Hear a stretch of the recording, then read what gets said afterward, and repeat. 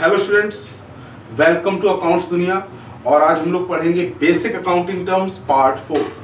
पिछले भी 3 पार्ट्स में हमने बहुत सारे बेसिक अकाउंटिंग टर्म्स के बारे में डिस्कस किया है और उन टर्म्स को जानना और इन टर्म्स को जानना आपके लिए बहुत ज़रूरी है, because you are a commerce student और आगे ये सारी चीज़ें बहुत ज़्यादा काम आने वाली हैं। और जब तक आप इन टर्म्स को नहीं जानेंगे तब तक आप अकाउंटेंसी की लैंग्वेज को कैसे समझेंगे।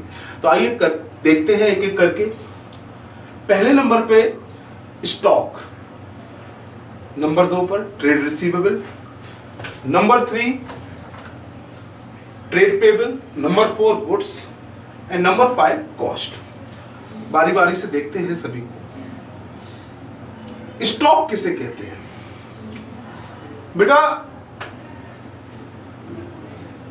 Unsold good at the end of the year.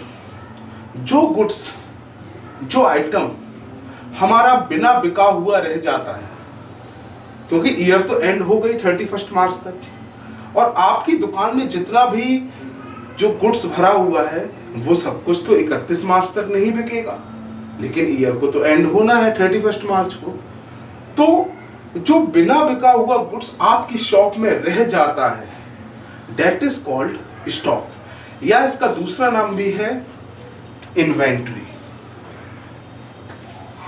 ये बेटा 2 तरीके का होता है। Number 1 is opening, number 2 is closing. Actual में क्लोजिंग स्टॉक पहले होता है और ओपनिंग स्टॉक बाद में। सपोज आपका बिजनेस है, आपने 1 अप्रैल 2018 से चलाया और ईयर एंड हुई उसकी 31 मार्च को 2019। तो 1 अप्रैल को आपने बिजनेस खोला था, आपने गुड्स मंगवाया होगा बेचने के लिए। तो ये जरूरी नहीं है कि 31 मार्च तक वो सारा का सारा गुड्स बिक भी जाए। मोस्ट ऑफ द आइटम बिक जाएंगे, लेकिन बिजनेस तो एक कंटिन्यूस प्रोसेस है, आप एक लॉन्ग टर्म के लिए करते हैं। तो आप गुड्स बिक जाएंगे, आप दोबारा मंगाएंगे, फिर बिकेंगे। लेकिन जब ईयर एंड होगी 31 मार्च को, तो कुछ अनसोल्ड गुड्स बचेगा, अनसोल्ड गुड्स जो बिका नहीं होगा। और अगर ये अनसोल्ड गुड्स बचा है, कब बचा है? At the end of the year, at the end of the year, year के एंड में। That is why it is called closing stock. जब ईयर एंड हुई, क्लोज हुई, तब जो स्टॉक बचा that is called closing stock. लेकिन जब 31 मार्च को आपने अकाउंट क्लोज कर दिए, तो आपने क्लोजिंग स्टॉक कैलकुलेट कर लिया कि हमारा इतना इतना माल बचा है जो अभी बिका नहीं है। जब आप नेक्स्ट डे मींस 1 अप्रैल 2019 को अगले दिन जब आप दुकान खोलेंगे, तो आपका वो स्टॉक जो 31 मार्च की रात को आपकी दुकान में था, वो आपको 1 अप्रैल 2019 को मिलेगा सुबह, है ना? वो क्या कहलाएगा? Opening stock. तो आपका जो अनसोल्ड गुड्स पिछले साल बचा था, वही आपका नेक्स्ट ईयर का ओपनिंग स्टॉक हो गया। ओपनिंग स्टॉक, या जिसको हम कह सकते हैं स्टॉक एट बिगिनिंग। वो एक स्टॉक आपका शुरुआत में आ गया, जो एंड में बचा था पिछले साल, वही आपका शुरुआत में आ गया, वही हो गया आपका ओपनिंग स्टॉक। तो क्लोजिंग स्टॉक जो पिछले साल का होगा वो इस साल का ओपनिंग होगा, और इस साल का जो क्लोजिंग होगा वो आने वाली साल का ओपनिंग होगा। ठीक है, ये तो था आपका कॉन्सेप्ट पहला, stock and inventory. I hope आपको समझ में आ गया होगा। अगर नहीं आया है, कुछ डाउट है, तो नीचे आप कमेंट सेक्शन में जाकर के अपना डाउट पेस्ट कर दीजिए। I definitely give answer. Second, trade receivable. Trade receivable किसे कहते हैं? ट्रेड का तो मतलब होता है भैया व्यापार, और रिसीवेबल का मतलब होता है कि भाई मिलने वाला है। कुछ ऐसे आइटम्स होते हैं जैसे जो हमें मिलने वाले होते हैं, और मेनली क्या होता है? कैश। ट्रेड रिसीवेबल, बिजनेस में मिलने वाले आइटम्स। ट्रेड रिसीवेबल जब तब होते हैं जब हम किसी को गुड्स उधार बेचते हैं।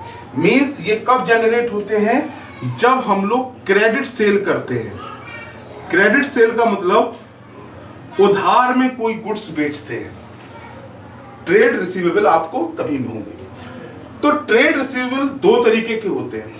कुछ तो ऐसे होते हैं जिनको आप गुड्स उधार दे तो देते हो, लेकिन उन्हें आप जानते हो, पहचानते हो, आपके जान पड़ोस के हैं, है ना, तो उन्हें आप कोई रिटन डॉक्यूमेंट नहीं लेते, उनसे कोई गारंटी नहीं लेते, ना उनसे कोई प्रॉमिसरी नोट, ना इसकी लिखा पढ़ी करते हैं, तो ये क्या कहलाते हैं? आपके डेटर्स, है ना। डेटर्स मींस जिससे हमें पैसा लेना हो।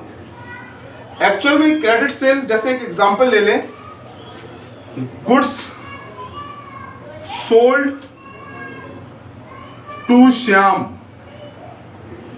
ऑन क्रेडिट ₹5000, 5000 का गुड्स हमने श्याम को सोल्ड किया उधार में, क्रेडिट में, तो वो क्या कहलाएगा? श्याम क्या कहलाएगा? आपका डेटर। आप श्याम को जानते हैं, आपने कोई रिटन नहीं किया। जब आपने ओरली गुड्स दे दें, मैंने यहां पे लिख दिया है, जब ओरल हो कि हाँ भैया मैं दे दूंगा, कल दे दूंगा, परसों दे दूंगा, तो वो क्या कहलाएगा? आपका डेटर्स। लेकिन जब आप श्याम को नहीं जानते, आपने उससे लिखा पढ़ी करा ली कि भैया तुम पिछले बार भी ले गए थे, नहीं दे गए थे, इस बार आप लिख लीजिए, मैं आपका उधार खाते में नाम चढ़ा ले रहा हूं, आप साइन कर दीजिए। तो जब उससे आप प्रॉमिसरी नोट ले लेते हैं कि वो कब तक आपका पैसा चुकाएगा, वो आपको स्टैम्प पेपर पे लिख कर दे देता है कि मैं आपको इस तारीख तक आपका पूरा पैसा चुका दूंगा। मींस जब ये चीज रिटन हो जाती है, तब ये कहलाते हैं बिल्स रिसीवेबल।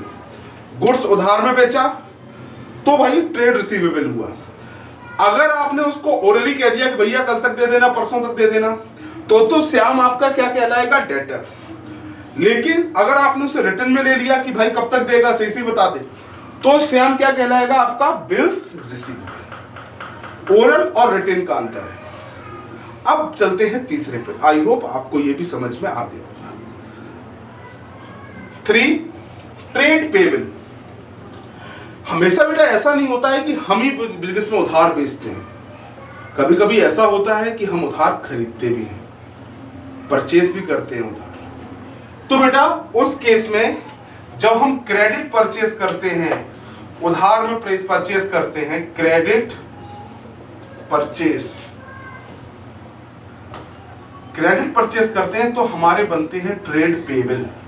ट्रेड मतलब व्यापार में, पेबल पेमेंट करना है, पे बिल पेमेंट करना है, मींस उधार लिया है इनसे। तो ट्रेड पेबल भी आपके दो तरीके के होते हैं, creditor and bills payable. Means अगर जिससे आपने गुड्स लिया है वो आपको जानता है कि हाँ भाई आप जो है हमेशा पैसे दे जाते, तो आप ऐसा करिए, आप 3 दिन बाद, 4 दिन बाद आप या नेक्स्ट टाइम जब आइए तो प्लीज पैसे ले आइए। मींस हमने उससे कोई रिटर्न नहीं करवाया, उसने मुझसे कुछ रिटर्न नहीं करवाया, मैं गुड्स खरीदने गया, वो मुझे जानता है, उसने मुझसे कुछ रिटर्न फॉर्म में नहीं लिया, उसने कह दिया कि भैया अब की बार आना संजय भाई तो पैसे दे देना मेरे, तो वो कहलाएगा हमारा क्रेडिटर। जब वो ओरल में ही हमें गुड्स उधार दे दे, केवल मौखिक रूप से वो हमसे कह दे भाई दे देना, है ना। और कभी कभी क्या होगा, वो मुझे जानता नहीं है, या फिर कह देगा कि तुम मेरी बेईमानी करके ले गए थे, अब की बार लिख के दो, भाई मुझे भी लिख के देना पड़ेगा कि भैया this date I will pay this amount, इस तारीख को मैं ये अमाउंट पे कर दूंगा। मैंने उसे प्रॉमिसरी नोट स्टाम्प पेपर पे लिख के दे दिया, अपने साइन कर दिए। अब वो क्या होगा, एक लीगल डॉक्यूमेंट हो गया, तो वो कहलाएगा बिल्स पेबल। अगर हम इसको रिटन फॉर्म में कर देते हैं तो वो कहलाता है बिल्स पेबल। तो यही अंतर है आपका क्रेडिटर और बिल्स पेबल में, होते दोनों ही ट्रेड पेबल है। अगर वो ओरल फॉर्म में है, आपने इससे उधार लिया है, वो आपका क्रेडिटर कहलाएगा। अगर उससे आपने उधार लिया है लेकिन आपने एक शर्त पे लिख के दिया है कि भाई कि मैं आपको इस तारीख को पेमेंट कर दूंगा, रिटन फॉर्म में हो गया, लीगल डॉक्यूमेंट पर, तो वो बन जाएगा आपका बिल्स पेबल। तो जो डिफरेंस डेटर्स और बिल्स रिसीवेबल में था, वही डिफरेंस आपका क्रेडिटर और बिल्स पेबल में है। ज्यादा दिमाग मत लगाना कॉमर्स के स्टूडेंट को। उसके बाद आती है बात गुड्स की। भाई गुड्स किसे कहते हैं?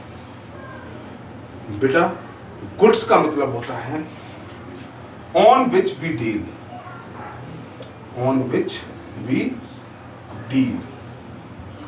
जिस पर हम डील करते हैं, जिसका हम व्यापार करते हैं, हमारे लिए वही गुड्स है। सपोज आप एक कंप्यूटर शॉप है, आपकी कंप्यूटर हार्डवेयर आप बेचते हैं, तो आपके लिए कंप्यूटर क्या हुआ? आपके लिए कंप्यूटर गुड्स हुआ। अगर आपका एक बाइक का शोरूम है तो बाइक आपके लिए क्या हो गई, गुड्स हो गई। अगर आपका बुक स्टोर है तो आपके लिए बुक्स क्या हो गई, गुड्स हो गई। उसके अलावा आप किसी और चीज से गुड्स नहीं कहेंगे। गुड्स हम केवल उसी आइटम से कह सकते हैं जिस पर हम डील करते हैं, जिसको हम खरीदते बेचते हैं, है ना। तो goods on which we deal, items on which we deal. अब बारी आई भाई कॉस्ट की। कॉस्ट किसे कहते हैं? कॉस्ट पर्टिकुलर किसी चीज पर खर्चा, amount expand on particular item.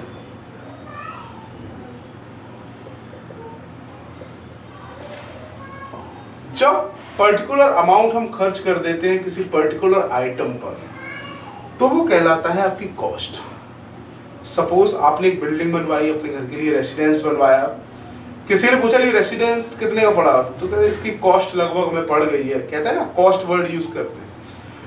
Means उसका बिल्डिंग को बनवाना जो है उसके अंदर मटेरियल लगा है, लेबर चार्ज लगा है ना, कई चीजें आपने मंगवाई होंगी जिनसे वो चीज बना होगा, उनका रेंट लगा है मशीन्स का, है ना। तो इन सब चीजों को मिलाकर के हमने क्या किया, एक प्रोडक्ट तैयार किया, एक आइटम बनाया। उस आइटम पे पर्टिकुलर खर्चा जो होता है दैट इज कॉल्ड कॉस्ट, है ना। सपोज मेरी एक मार्कर बनाने की कंपनी है, अब इसके लिए प्लास्टिक चाहिए, अंदर इसमें जो फोम होता है वो चाहिए, है ना, और उसके अंदर जो उसकी पॉइंट होती है, निप पॉइंट होती है, वो भी मुझे खरीदनी है।